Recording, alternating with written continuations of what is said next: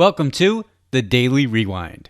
My name's Tom Hannon, and today's classic baseball moment features San Francisco Giants versus the Montreal Expos on May 10th, 1981 at Olympic Stadium.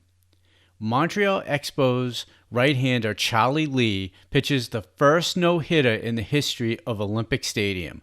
Lea, the first French-born pitcher to hurl a no-hitter as well. He fans 8, walks 4 in the second game of a doubleheader. The Expos beat the Giants 4-0. Now, in this game, Ed Whitson was pitching a heck of a game, too.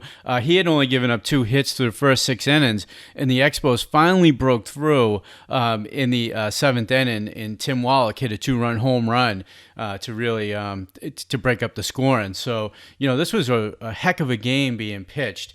And in 2010, Lea was asked what he remembered about the final out of the game, and he said it ended with the fly ball off the bat of Giants first baseman Enos Cabell. Now, Cabell had been traded from the Astros to the Giants on December 8th of the offseason.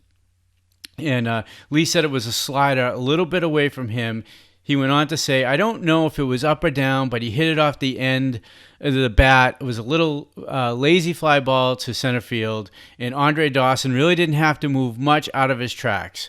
Andre was a fairly emotionless guy, but when he caught it, he immediately threw up his arms in the air and started jumping up and down. Me seeing his emotion, it was really something special. Now, in the history of the Expos, there was only 3 pitchers to throw no-hitters. Bill Stoneman did it twice in 69 and 72. Actually, Stoneman did it in their don't quote me on this, I believe it was like the 10th or 12th game of the inception. And then Dennis Martinez pitched a perfect game in 1991. So he was in pretty elite category of the now non-existent Expos, which is so unfortunate. They were one of my favorite teams growing up. I loved the Expos. So I'm going to bring you the end of the game so that you can listen to a little bit of the announcer, and actually you can hear the call of the final 3 outs of the game. So that's always a cool thing to kind of relive those moments. And before I do that, I have a word from our sponsor, and of course the sponsor is me. My name is Tom Hannon, and I'm a franchise consultant. And as much as I love bringing you this content, that's not my day job. My day job is a franchise consultant, and what I specialize in is people going through career transitions. It is really one of the most stressful things people have to deal with.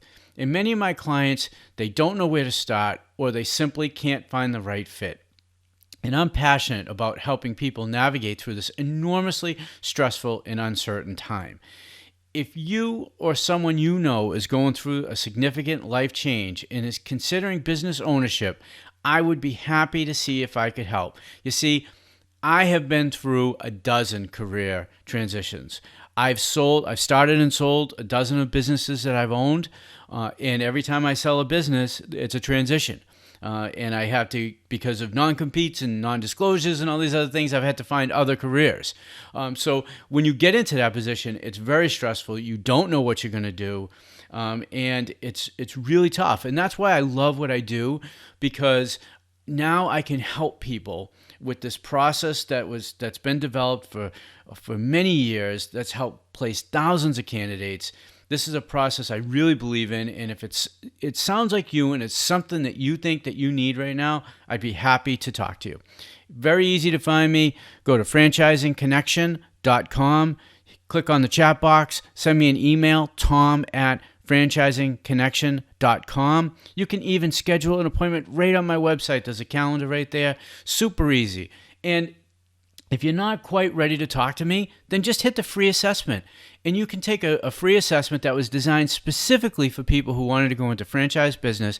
And you can see right on the page, just click the free assessment button, and you'll see right on the page that it has a link, and it takes you there. And then there's a 9-page report you get. You can see what the actual pages look like and who you compare to and what franchises or what opportunities make the most sense for you, whether it's a single unit, multi-unit, etc. It's fantastic, and it's all free. You get the report no matter what, even if you don't want to engage at this particular time. So I hope you do. I'd like to talk to you if this is where you're headed.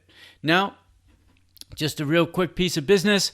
I would love for you to like the show, share the show, subscribe to the show, follow the show, whatever Apple is doing these days, to help us and get the word out. And now on to the call.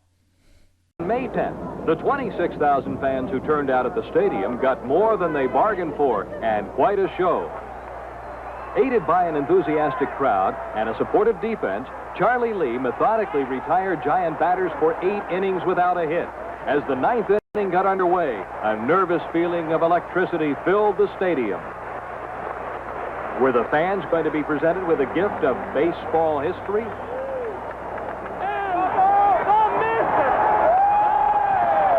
The leadoff batter was retired, and 2 outs separated Charlie Lea from baseball immortality. Wow, 3-2 the count on Bill North. The wind and the pitch. Strike 3 called. Here's the windup, the pitch, a swing, and a fly ball to center. Dawson is under it. He's got it. Charlie Lea has pitched a no-hit, no-run ball game. The Expos are all on the field to congratulate Charlie Lea. Charlie Lea joined Bill Stoneman as the only Montreal pitchers to ever throw no-hitters. Lea also became the first pitcher to throw a no-hitter at Olympic Stadium.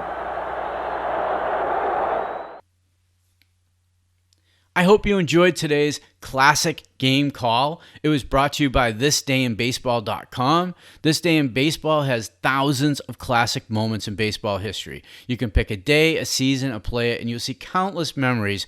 And you can go to the Montreal Expos page that has hundreds of career events. You can see debuts, birthdays, and final games on May 10th, so you can go check them out on thisdayinbaseball.com. And until next time, we'll see you at the ballpark.